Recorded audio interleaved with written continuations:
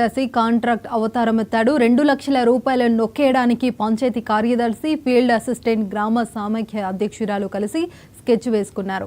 ఇక పంచాయతీ కార్యదర్శి గ్రామ పంచాయతీ భవనానికి తూతూ మంత్రంగా మరమ్మతులు చేయించాడు.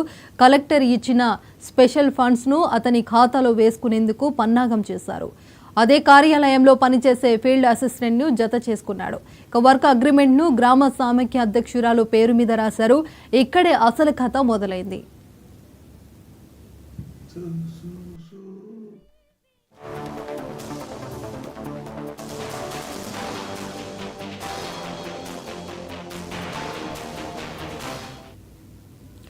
గ్రామ పంచాయతీ తీర్మానం లేదు, గ్రామ సభ జరగనే లేదు. మరి పంచాయతీ కార్యాలయానికి మరమ్మతులు ఎలా చేశారని కొందరు గ్రామస్తులకు, మాజీ పాలక వర్గానికి అనుమానం వచ్చింది.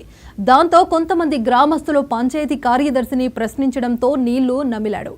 కంగారు పడ్డ కార్యదర్శి వెంటనే ఎంపీడీఓ దగ్గరికెళ్లి అక్టోబర్ 2, 2024న తీర్మానం చేసినట్లు నకిలీ తీర్మానం సృష్టించాడు. దానిపై ఎంపీడీఓ కూడా సంతకం చేయడం గమనార్హం. ఇట్టి తేదీలో గతంలో గ్రామ సభ జరిగింది వాస్తవమే అయినప్పటికీ అందులో ఎక్కడా ఈ తీర్మానం చర్చించలేదు.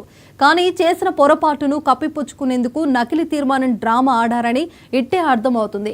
కేవలం 2 లక్షల వరకు ఆర్డర్ కొరకు గ్రామస్తులు, ఉన్నతాధికారులను కార్యదర్శి బురిడి కొట్టించాడని స్పష్టమవుతుంది. ఇక పైగా ఈ విషయాన్ని గ్రామస్తులు ప్రశ్నిస్తే తనకు ఎక్కడికైనా బదిలీ చేయించాలంటూ సమాధానం చెప్తున్నాడు.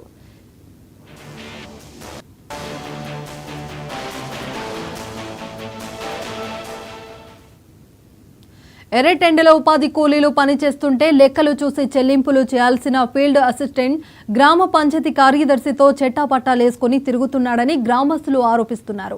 ఆయన పని ఆయన చేసుకోకుండా పంచాయతీ కార్యదర్శి పనులు కల్పించుకుంటూ రెండో కార్యదర్శిగా ప్రవర్తిస్తున్నారని గ్రామస్తులు మండిపడ్డారు. ఇప్పటికైనా ఉన్నతాధికారులు స్పందించి పంచాయతీ కార్యదర్శి, ఫీల్డ్ అసిస్టెంట్ వ్యవహారాలపై చర్యలు తీసుకోవాలని గ్రామస్తులు కోరారు.